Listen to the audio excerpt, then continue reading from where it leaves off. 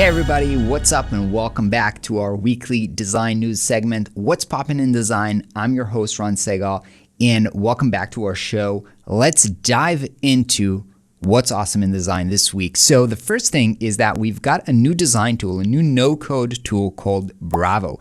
And this tool apparently takes up your design from Figma or whatever design software you're working with, and it just turns it into a live iOS app. So you get to actually, it's not just a prototype, it's an actual live app. You get to publish it into the store, into the IS, so you can actually link it into a full working database using Airtable or something like that, and basically have your app working. I think this is really, really incredible. I mean, I think this is probably really great for version number 1 and probably for just testing out your idea for a startup. And now designers' ability to actually go ahead and build and publish full working app for their clients, not just do the actual visual design in Figma, that's going to allow you as designers to bring so much more value to your clients and really, empower and increase the power of designer in the whole kind of design development process. So awesome new design no-code tool. I'm really, really excited to see how this is going to change the game. All right, what else do we have? So Taylor from UX Tools. So UX Tool, basically, they run a design survey, every year to see what tools people are using. You can check out this survey for last year to really understand kind of what tools UX designers and general designers are using around the world. This is really, really interesting. And they just opened up their survey for 2020. So go ahead, check the link below this video and vote, share what tools you're using so that we all get to see this survey for 2020 to know how remote work and the pandemic, did it change the way that we work as designers? Go ahead and check this out. The next thing that we have this week is Medium. Medium, the blogging platform, has just did another rebrand. This is actually their third rebrand, I think, and this time they did it with an agency that's called Collins. And let me show you basically. So it might not look like a huge redesign from this to this. They also have a new icon that's this. I'll share the case study from Collins, the agency, below. So this is the new icon. They're sharing basically why they did it. They were trying to get their brand to be a little bit more either rational or expressive. I didn't really understand why they needed to rebrand, to be honest. This is not, as I've mentioned, the first time that they rebrand. The first rebrand was from 2015, going from this M to this. Back in the day, they said this was more expressive and a pretty cool brand. And then 2 years later, they turned this into this kind of a more typographic, because this is a kind of a literary website. But this font was, which I think was a custom font because it's kind of like a serif font, but really sharp and edgy. That was pretty cool. And now they're kind of taking this and going back into a font which is kind of more classic. So I feel like they've did the full circle between starting classic, then trying to be like really cool and cutting edge, and then doing the whole circle into becoming a more mature brand. This icon, I like it. It's super, super simple. I think they've mentioned this is the dot from either the I or the end of the sentence, kind of because they're all about words, typography. So they were taking the circle and trying to do kind of typographic adjustments on it. What I think is it's really, really simple, and it's going to be very, very memorable. So I think this is nice. It looks good. It looks solid. Obviously, Collins did a really, really nice work here. It's no longer a brand that's trying to be cool and trendy. It tries to look sophisticated. Again, this is about nude thoughts.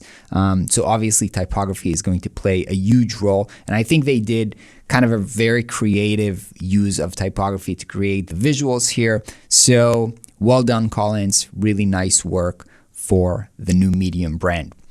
The next thing that we have this week is Snapchat trying to take over or actually copy TikTok, and they're introducing sounds into Snapchat, full on trying to copy TikTok.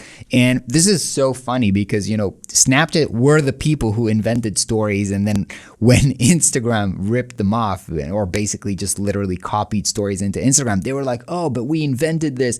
But now you see that at the end of the day, like big tech companies, if they see something is working and that it's trending, they're just going to copy it. It doesn't really matter who invented it. So Snapchat invented, Snap invented the stories. TikTok invented or kind of popularized the short videos with music. But once an idea catches on and becomes viral, everybody's going to try to copy it. Who's going to be the winner in this short video contents design platform? I'm not really sure, but we'll see. I think it's too soon to know, but I think this is interesting just to see that everybody's trying to fight for the same thing, for everybody's attention using these videos. And it's interesting to see how this social media fight will end up. All right, one more thing that I want to share with you is this new brand that's called Sniff. Basically, their idea is kind of, usually you go to the drugstore to buy perfumes or the department store, not the drugstore. Anyway, they're trying to create kind of a new direct-to-consumer fragrance brand where they send you the fragrance, you test them out, and only then you buy the thing. So I think they're really trying to innovate in that way. A lot of direct-to-consumer are trying to do that right now, so it's really cool. But I also think they've created a really nice brand here, using all the typography trends that we covered in the typography trends recently. By the way, if you haven't seen that video, let's link it here or something. But I think the brand is really cool. The art direction, the color here, everything is kind of really nicely working together. Both the type, the imagery, everything looks fantastic. For some reason, my internet is not loading this website. But I really, really like this. I think they did a really well-designed job. So well done, Sniff. I really like this. The last thing that I want to show you is this, how normal I am. And this is basically, I don't know if this is going to work right now for me, just because I see my internet here is fucked. But basically, it uses your webcam to run AI on your face and give you kind of the database of, how normal are you in terms of, they just have a huge database of what most of the world looks like. So you can basically get tests and you can see, let me shut down. All right. So this guy basically explained everything that's going to go and happen with your face. I don't know if this is going to work, but let's try to run this. So let's see how beauty. Oh man, my beauty score is 7.4. By the way, before I was just 7. Now I'm 7.6. That's looks like my beauty is improving. Anyway, it's really funny. I recommend, if you're not, they say they're not keeping the data or anything, but if you're worried about privacy, but this is, hey, I'm more attractive than 100% of the Spice Girls. Did you know that? Anyway, this is really, really fun and amusing kind of experiment just to see what AI can understand from looking at your face. I found this quite amusing, so you're welcome to give this a try. All right, this is all for this week, friends. If anything amazing happened in design that's worth looking at, please share it with us in the comment below. We're going to check this out and perhaps review it next week. I hope you have a fantastic week, and we'll catch you on the next video. Bye-bye.